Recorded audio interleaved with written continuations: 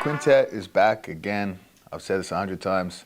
September 10th, the whole team's going to Tokyo.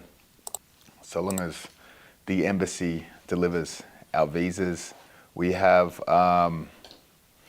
the 4 teams, right? So obviously, first of all, it's on DAZN, DAZN. I believe they have the broadcasting rights for most of the world.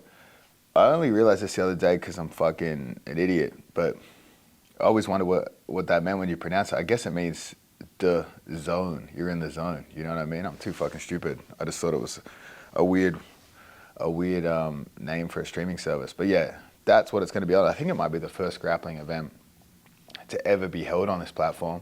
I guess the show is in collaboration with K1, so we got both kickboxing and grappling on DAZN. Let's go to the team breakdown, right? So obviously you guys know our team.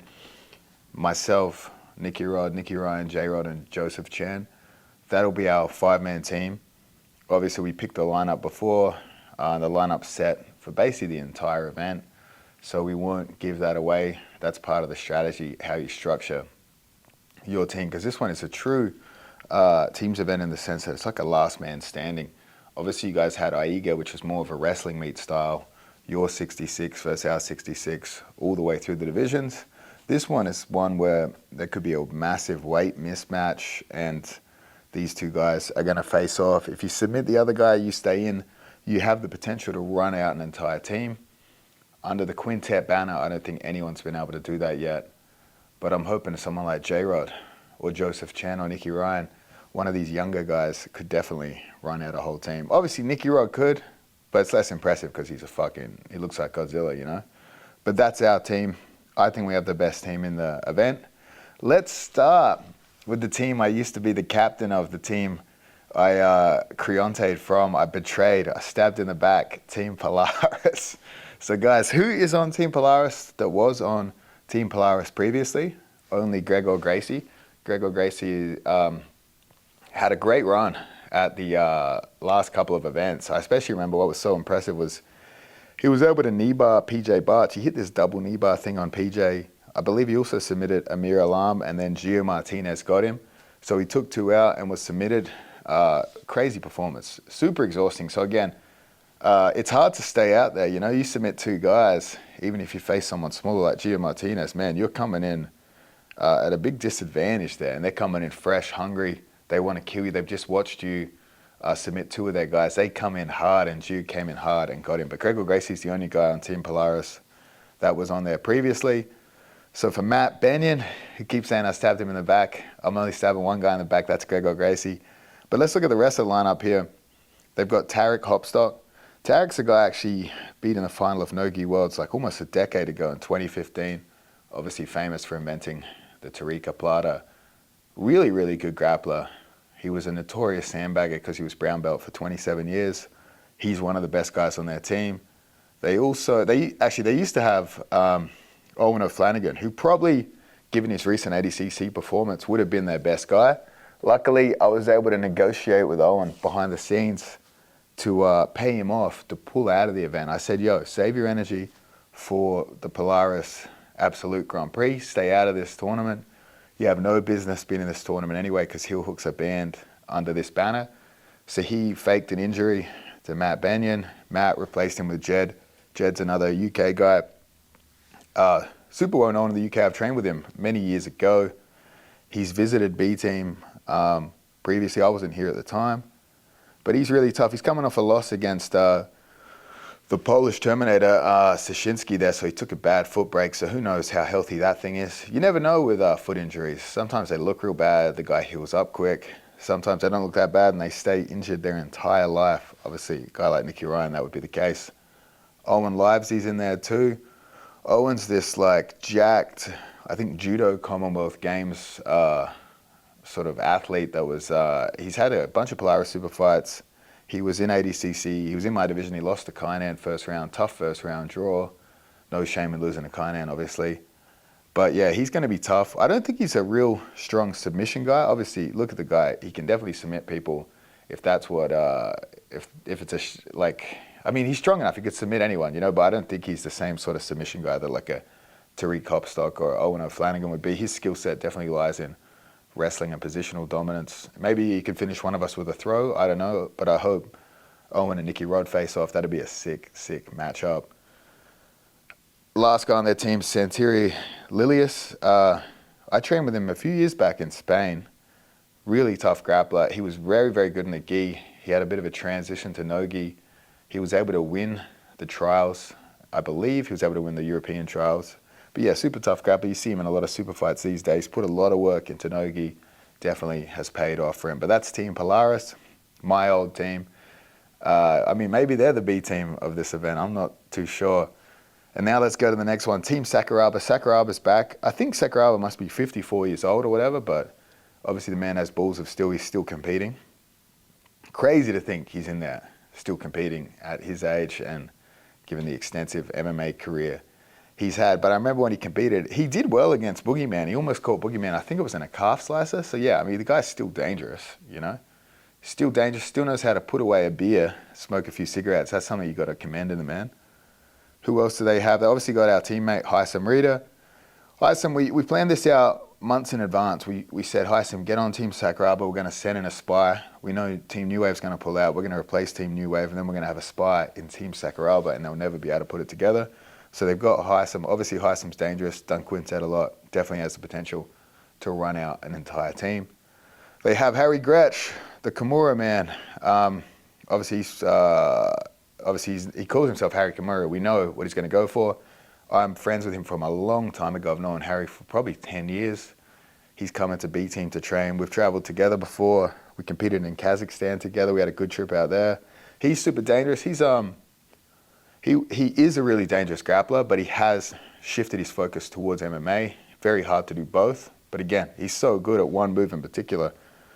And that's a move that's obviously allowed under this rule set, unlike heel hook. So it's very interesting to see how he goes. Again, he's super dangerous. I think he's a guy, he could submit anyone on any given day.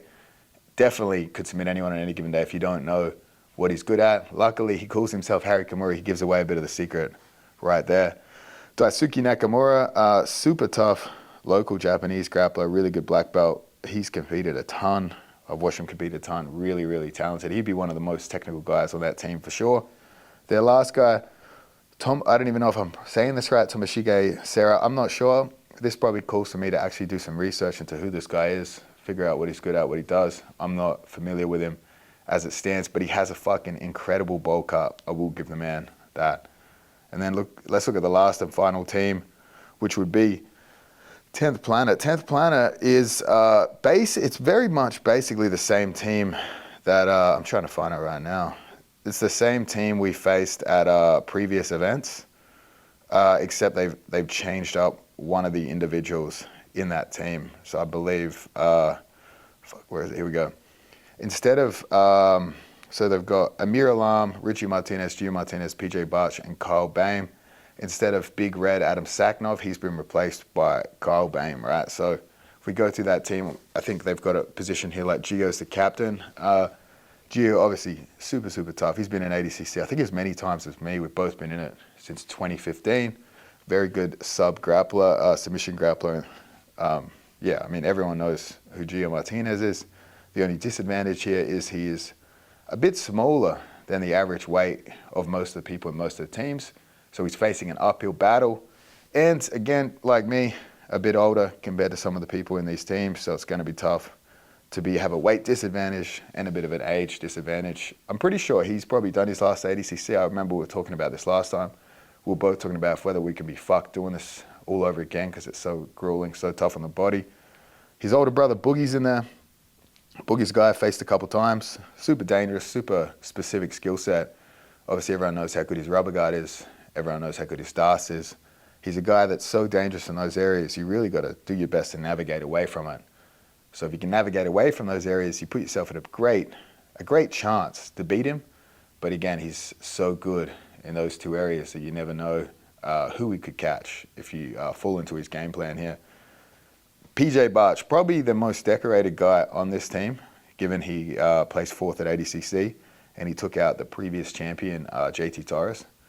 PJ Barch, in my opinion, is probably one of the most well-rounded 10th Planet guys in the game. Everyone knows 10th Planet are very, very good, but PJ brings a skill set that you don't often see from 10th Planet guys, and that's his incredible wrestling game. Again, if you doubt how good his wrestling is, watch him double leg JT Torres clean to side control, and that's obviously the reigning 2-time in a row ADCC champion. So again, can't say enough good things about PJ. PJ, one of the best ADCC performances ever, just sadly didn't get the medal. I think he was taken out by Cade and then Dante Leon. But again, fucking absolutely incredible performance. All the respect to PJ. I've trained with PJ here. I've trained with PJ in San Diego. Definitely a good friend of mine. Kyle Bame as well. Kyle is a guy I competed against at ADCC. This will be different though, but given the rule set, he won't have to wrestle. He can choose to wrestle. ADCC, he chose to wrestle. I was able to guillotine him off his shot. Here, I would say his best thing is heel hooks. Like, no question, he's heel hooked some of the better guys in the world.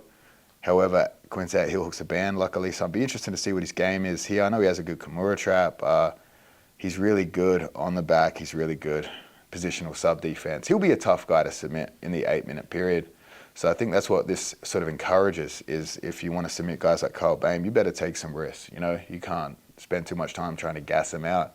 You got to get in there, you got to take some risks, you got to push the pace. So Kyle Bame, definitely one of the tougher guys in this tournament, especially in terms of pure sub defense. Rarely do you see him submit. I remember watching Kynan basically break his foot at the Flow Grappling tournament, and he just ate it, kept going like a warrior. Amir Alam's been in the 10th Planet team for the past couple quintets. He's got a tough half guard. I remember seeing guys have a lot of trouble passing his half guard. Have I trained? I don't think I've trained personally with Amir Alam. We were at his school, I think, in Utah. I think he lives in Salt Lake City.